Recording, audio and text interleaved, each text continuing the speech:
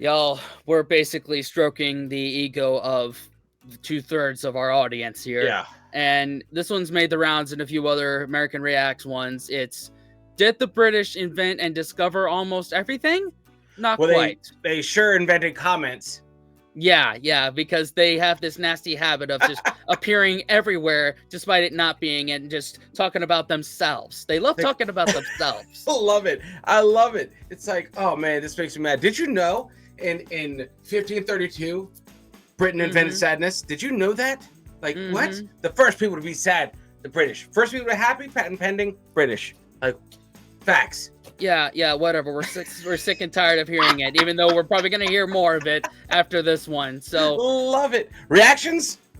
We reacted first. British. Sure you did. Sure you did. Whatever. Like, let's just do this thing, let's do it, man. Let's go for it. 3, 2, 1. What did the British, ever do? Nowadays, our education system regards the British as brutal colonists who enslaved populations, subjugated the world.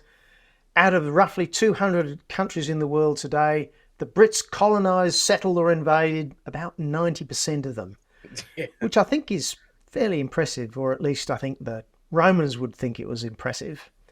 But would we have been better off without those bastard Brits? Now, as it happens, they may have some redeeming features, if you look at their scientific contribution at least. Now, this is a slightly different video to normal, and I'm going to talk about the British scientific and technological achievements and inventions, even though I could mention trivial things like the British invention of some of the best countries in the world, like Australia, Canada, Singapore, New Zealand, America. Well, maybe not invented, but they were certainly highly influenced. Or even the only decent country in the Middle East, which is Israel, courtesy of Mr. Balfour, and many other countries that have a great deal to be proud of, such as Malaya, South Africa, Fiji, Kenya, Botswana, Sri Lanka, India, all wonderful British creations. But we're a science channel, and we're going to look at science. Now, the list is long. Well done, man. Well done. Okay. I love that a lot. I really love that. Can I tell you for a second, I was going to be terrified if this was like an American. Like, I am glad it isn't. Because then this would be a whole different type of video. Yeah. You know, I'm glad it's not an American. Like, what did they ever do for us? Like, shit. You know, like, thank God it's not that. I'm here and I'm ready. Should I save my we helped you in World War II comments, or that'll happen? Just, you know, that'll be in the comment section, I'm sure. I'm sure of it. Oh yeah. We still love you though. Yep. We're going to look at science. Now, the list is long of scientific achievements, and I'm only going to look at the really big ones and some of the more important ones. Let's start. Let's start with transport and engines. So the British invented the railways, steel tracks, railway locomotives. In fact, wherever the British went, railways followed. So they put in railways in Germany, India, South America, and of course everybody copied that. Then we have the modern bicycle, initially called the Rover safety bicycle apparently, chain drive, caster steering and relatively small wheels, invented by the Rover company. In fact, in Poland the word for bicycle is Rover. And yes, it's the same company that makes Land Rovers. Nice. Now, the British obviously invented the first engines, which was the steam engine, and that broke us free from back-breaking animal and human-powered devices. Now, while the British were inventing the steam engine, they, of course, had to invent the piston, and more importantly, the piston ring that seals the piston, a truly remarkable technological invention, which is even now being developed further. And piston ring is the basis for petrol engines and diesel engines, in fact, virtually every engine. So no Brits, no engines. Next, they... Yep. And they did a really good job with them. And from everything we've done on this channel, from Fred Dibna to my trip through the United Kingdom, proves that they did that very well, despite what y'all said about the transit system not being that good. Yeah. Just try Amtrak, but none of y'all will, because none of y'all will ever travel to the United States. Yep. Because you don't realize how hard it is. All this work developing amazing engines, like the best engines, and then they just went and stuck the steering wheel on the wrong side, bro. Fucking ridiculous. They did it first, apparently, so I guess they get to do that. It's Whatever. fine. Everyone has a chance to be wrong first. That's fine. Yeah. In fact, virtually every engine. So no Brits, no engines. Next, they invented the first engine-powered ships, obviously steam-powered. Ships' propellers, steel ships, the steam turbine, initially for powering ships, but now it powers the generators in every coal electricity generating plant and every nuclear generating plant. So that's about 50% of all the electricity that's generated today, all courtesy of Mr. Parsons. Then we have the Whoa. Let me run that back. all courtesy of... He was an Irish engineer, best known for his invention of the compound steam turbine. So that was an Irish invention, not a British invention. Ooh. I'm just saying, we're gonna split airs. We could do that. Great movie. Okay. Mr. Parsons.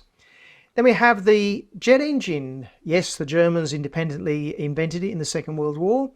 The turboprop engine, invented by the Brits, the first turboprop aircraft.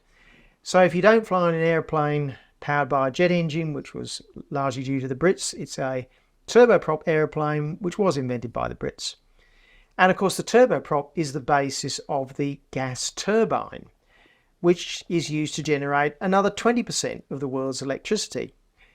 We also have the modern car layout: front drive, transverse engine, independent suspension, CV joints on the front wheels.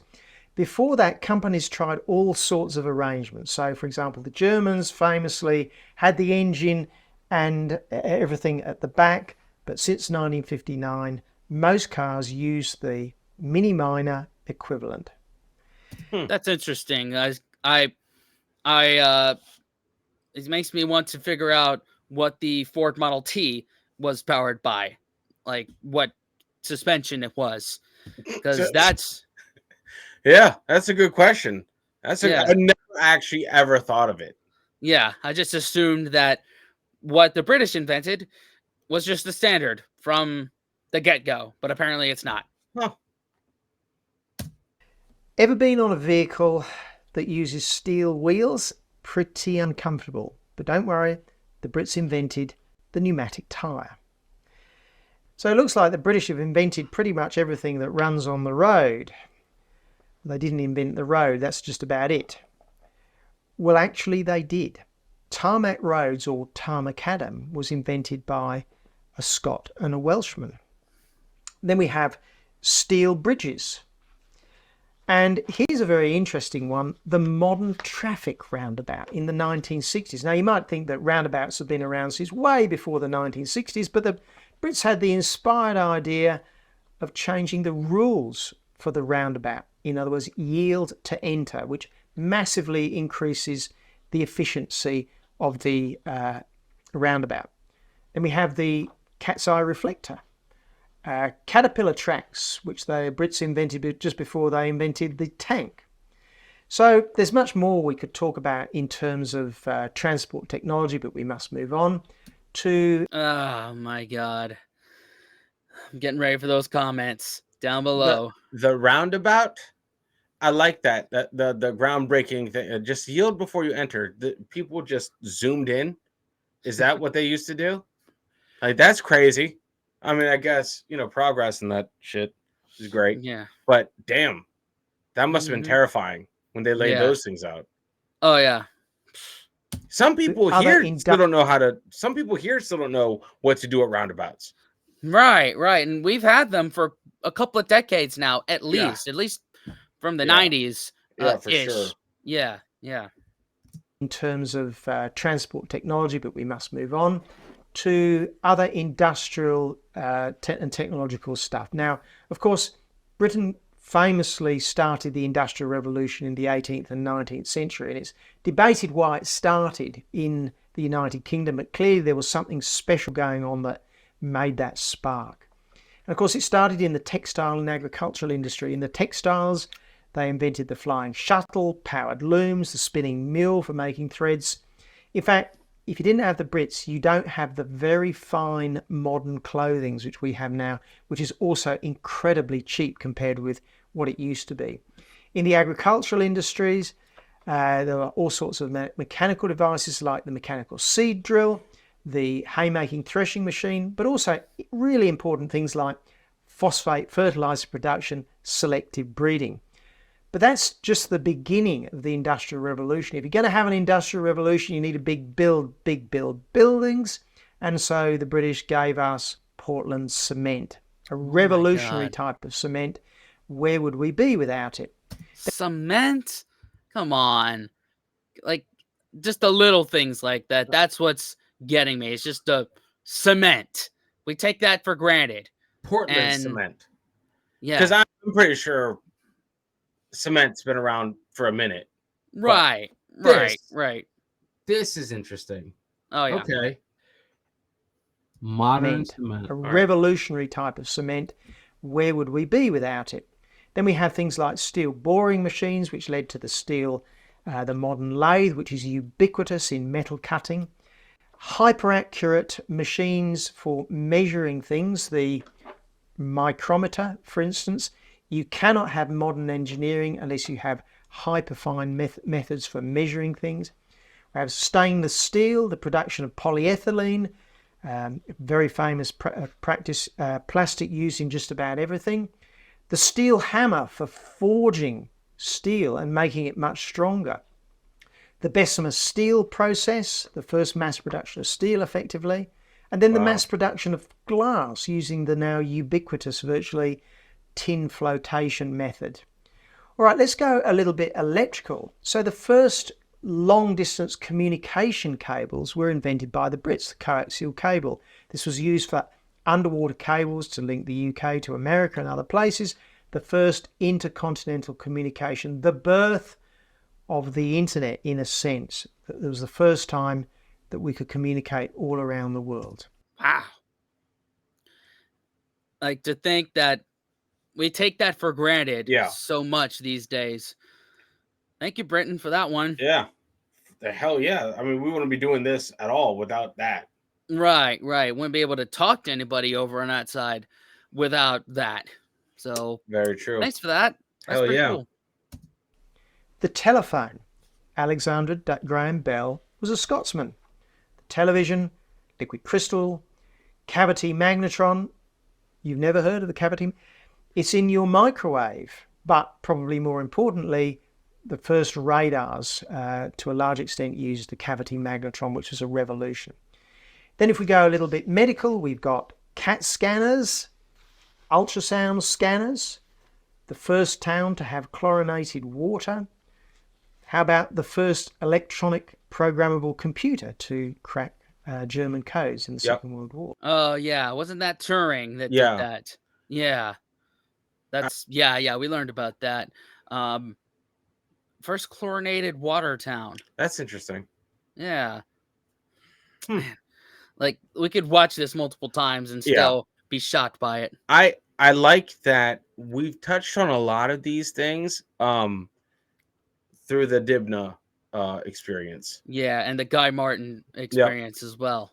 Yeah. And just, when we were doing long documentaries, we did that as well.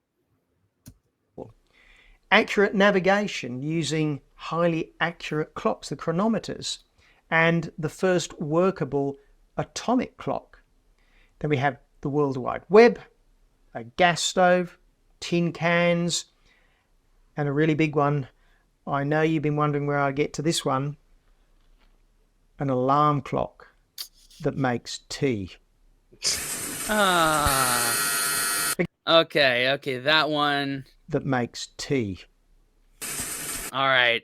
You got us there. If there was any person to make this, it would 100% be a Brit. Yeah. Wake up, have your tea, get on with your day. Go invent something else. Yep. Yeah. Exactly. Again, I could have added many, many more things, but let's go on to fundamental science, the stuff that all other science and technology actually depends upon. But before we do that, maybe just like and subscribe. How about the discovery of the proton, neutron, and electron, the three building blocks of, well, frankly, just about everything, all discovered by Brits. And the Brits also discovered the opposite of matter, which is antimatter, by Paul Dirac. And more recently, the last particle in the standard physics model of just about everything, the Higgs boson, which was proposed by Peter Biggs. Now let's go a little bit bigger, but not a great deal bigger. The atom, the model of the atom with a hard nucleus with the electrons flying around, was essentially discovered by the British. And I'm being a little bit loose there because there is a famous New Zealander involved with this. But frankly, in those days, Kiwis were basically Brits. What about biology? Okay, Al Murray. Yeah, just basically, pretty much. Yeah. Like, oh, how do we beat Japan? Easy, we got the Yanks to do it for us. Something like that. That's total pub landlord energy right there. Yeah. In those days, Kiwis were basically Brits. What about biology? Well, in my view, the two biggest advances in biology were both discovered by Brits. The first one is Charles Darwin's theory of evolution. And then you have the discovery of the structure of DNA at Cambridge University. Fundamental molecular biology, of which the whole DNA revolution has been based on. And yes, I know Watson was an American and Wilkins was a Kiwi. Anyway, of course, the discovery of the structure meant this explosion in growth of the whole DNA industry, effectively, such as DNA fingerprinting, now invented by the Brits. Now let's go back to more basic, very fundamental, and possibly more important medicine. We have antiseptics, antibiotics, vaccines, all three invented by Brits. But let's go back to physics now. So we have Newton's laws of motion, Newton's laws of gravity. Where would we be without Sir Isaac Newton? We essentially couldn't predict anything. Back on to the physics, the laws of That's like you couldn't predict that movement where I just paused. Boom. Whoa. Science. Man. Anything. Back on to the physics, the laws of optics and the way that radio waves travel. Light, the laws of electromagnetic propagation in signals and wires. Scotsman James Clerk Maxwell's. You don't have any mobile phones or computers or communication cables without Maxwell. And then we have electromagnetic induction from Michael Faraday's. If you don't understand magnetic induction, there are no electric motors, there's no electric generators. Basically, the whole backbone of the electricity system, you owe it to the Brits. Or in mathematics, and there are a lot here, so I'm going to pick the really big one, which is the invention of calculus. Yes, there was another guy called Leibniz who also invented it at the same time, but essentially Newtonian calculus is at the basis of a huge amount of advanced science of engineering. It's as fundamental as algebra and arithmetic. Oh, so they are the reasons why one block of my schooling I hated. Yeah. I feel like there's a lot of reasons. Yeah, but I don't think it's just math. Right, but those two, like, I liked history and I could tolerate science. I mean, my favorites were obviously choir and theater, but maths was just absolutely my least favorite. I hated math and science, and that's why I'm doing this. And I'm not a fucking anything else. Right. We we're continuing our learning here. We're not letting our schooling getting in the way of our learning. Yeah, we proudly put our schooling and our education aside to Right. do this To for learn. you guys. Exactly. Now, list is not complete. There are literally a zillion other things that the Brits have contributed to. Actually, there is just one more. The Flushing Loo. Yes. Now, obviously, much of what those British scientists did was based on other scientists from lots of other countries, and the Brits were just part of this magnificent thing which we call Western civilization. Of course, there were French and there were Germans, and the scientific development and advancement then spread to the United States and now to the Far East. But the contribution of the Brits were utterly fundamental on so many levels. Now, without those advancements, our lives would be short, harsh, and frankly, just bloody horrible. The world's population would still be about 1 billion, which is what it was in about 1800, rather than the roughly 8 billion that it is today without that wonderful science and technology. Now, if you add up all the bad things that the Brits may have done, you know, the Amritsar massacre, the Bengal famine, and all the other bad things that happened, albeit only occasionally considering the attitudes of the times. But even if you add all those up, it's not a drop in the bucket compared with what has been achieved and the lives that have saved. How many lives, how many babies, children were saved by antibiotics and antiseptics, clean water, or the uses of electricity, communications and transport? Famines are effectively a thing of the past because, well, for one reason, we can shift food around from one place to another very, very easily. Now, look, it turns out that I was born in England, and even though I'm an Aussie, so I am biased. But I don't think it makes sense to be proud of what your ancestors did or were unless there's some evidence that you carry on those ideas, values and traditions. But even if you don't measure up to those ancestors or other people's ancestors, it's just bad form not to appreciate what those people did for us. The contribution of the Brits was truly incredible, and we should all be grateful that they came along and did more than virtually any other group to pull humanity out of the appalling, difficult lives that existed before the 1800s. So, do you think the ledger for those bastard Brits, is it positive or negative? Well, good question. Good question. Well, I mean, like, yeah, but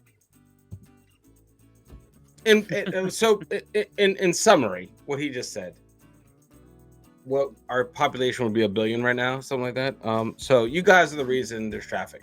Thanks. Yeah, thanks for that. Thanks for let's just sum it up, nutshell it. Just nutshell this. More people, easier life, more traffic. Thanks. Yeah. Thanks for medicine too, and thanks for maths and love that. Knocked it right out of the park. And thanks for flooding our comment section with all the things that he missed, because more than likely you've already done that. Yeah, I hold on one second. I wanna just quickly type something in. I have because I heard it somewhere, and I just want to verify it real quick before I spit it out. Okay. Here we one go. second. All right. He always does this. Yes, I do. Okay. So here we go. Check this out. There was an American that just to put it out there. Americans invented the tea bag. Yeah, we did. That's been making rounds as well. We might do that one as well too. So boom! I'm just saying contributions if we're just talking about tea bag. Anyway, y'all, thanks for indulging us on that one. Yeah, you know we only poke fun at you because we love you. That's it. Yeah, they know. Yeah. They give it to us all the time. They can take it, right? Yeah, I hope so. We only be fair. But anyway, thanks for watching. Subscribe, watch another video. Thank you, channel members. Yes. What now, Dan? Unplug and do something legendary, guys. We'll see y'all in the next video. Later.